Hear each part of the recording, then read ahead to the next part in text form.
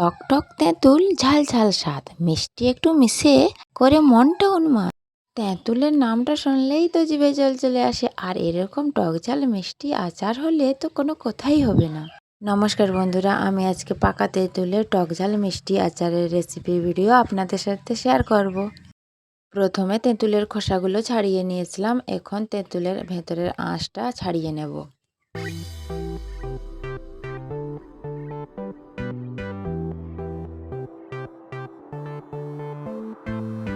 তেঁতুলের সব আঁশগুলো ছাড়িয়ে নিয়েছি, এবার আলতো হাতে একটু জল দিয়ে ধুয়ে নেব।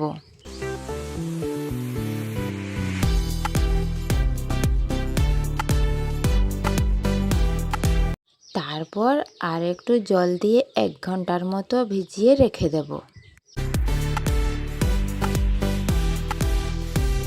আচারের স্বাদ বাড়ানোর জন্য একটি সিক্রেট মশলা তৈরি করে নেব। 5 ফোড়ন, সাদা জিরে, শুকনো লঙ্কা শুকনো খোলায় ভেজে নেব।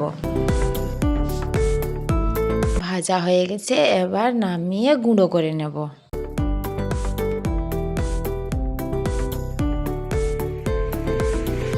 এবার কড়াইতে সরষের তেল গরম করে রসুন কোয়া ও শুকনো লঙ্কা ভেজে নেব।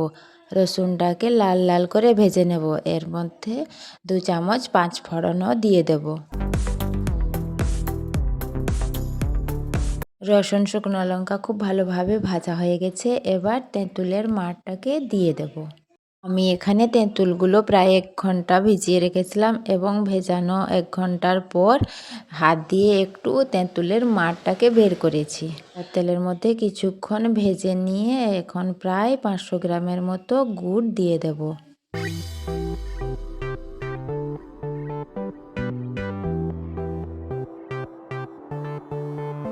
এবার গুড়ের সাথে তেঁতুলটাকে ভালোভাবে মিশিয়ে নেব। খুব ভালোভাবে তেঁতুলটাকে গুড়ের সাথে মিশিয়ে নিয়েছি, এবার সামান্য জল দিয়ে দেব। এবার আলতো হাতে নাড়তে নাড়তে কিছুক্ষণ রান্না করে নেব।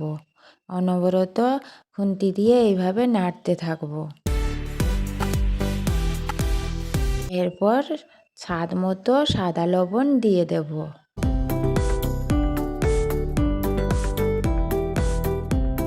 এই সময় চুলার আঁচটাকে লো টু মিডিয়ামে রেখে অনবরত এইভাবে নাড়তেই থাকব। সরিষার তেলে ভাসে লাল লাল রং, দেখলেই জিভে আসে লোভের ঢং। বলুন তো বন্ধুরা, এটা কি হবে? এইভাবে অনবরত নাড়তে নাড়তে গুড়ের পাকটা দিয়ে নেব। খুব কম উপকরণে এবং কম সময়েও একবার বানিয়ে সারা বছর রেখে খেতে পারবেন এই রকম টক ঝাল তেঁতুলের আচার। অনেকটা ঘন হয়ে এসেছে, এই পর্যায়ে এসে আমি যে ভেজে গুঁড়ো করে রাখা মশলাটাকে দিয়ে দেব এবং সামান্য বিট লবণও দিয়ে দেব। তারপর মশলা ও বিট লবণ খুব ভালোভাবে মিশিয়ে নেব এবং আর একটু এইভাবে ঘন করে নেব।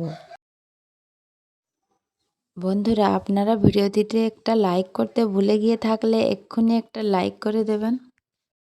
গুড়ের পাকটা এসে কালারটা দেখুন কত সুন্দর এসেছে। ভাতের সাথে এইরকম টক ঝাল মিষ্টি একটু আচার হলে ভাত 1 প্লেট থেকে 2 প্লেটই শেষ করে দেবে। পুরো ঘন হয়ে এসেছে, এবার ঠান্ডা করে জারের মধ্যে ভরে রেখে দেব। আপনারাও একবার এইভাবে বেশি করে বানিয়ে রেখে দিতে পারেন, কিন্তু মাঝে মধ্যে একটু জারটাকে রোদে রেখে দিতে হবে। তেঁতুলের এই আচার ছোট্ট একটা জাদু, খেতে খেতে মনে হয় আর একটু দাও না বাপু। আচারটা দেখে আপনাদের জিভে জল চলে আসতে পারে, এখানে আমার কিচ্ছু করার নেই। তাহলে আপনাকে নিজের বাড়িতে এইভাবে বানিয়ে নিতে হবে। এইরকম সহজ রেসিপি পাওয়ার জন্য মিতার রান্নাঘর চ্যানেলটিকে সাবস্ক্রাইব করে পাশে থাকা বেল আইকনটা অন করে রাখবেন। ভিডিওটি শেষ পর্যন্ত দেখার জন্য অনেক অনেক ধন্যবাদ। ভিডিওটি ভালো লাগলে একটা লাইক দিয়ে আপনার মূল্যবান মতামত কমেন্টে জানাবেন, আর ভিডিওটি বন্ধুদের সাথে শেয়ার করে দেবেন। আজকের ভিডিও এই পর্যন্ত, আবার দেখা হবে আরেকটি নতুন রেসিপি ভিডিও নিয়ে। ততক্ষণে আপনারা ভালো থাকবেন, সুস্থ থাকবেন, সাবধানে থাকবেন। টাটা।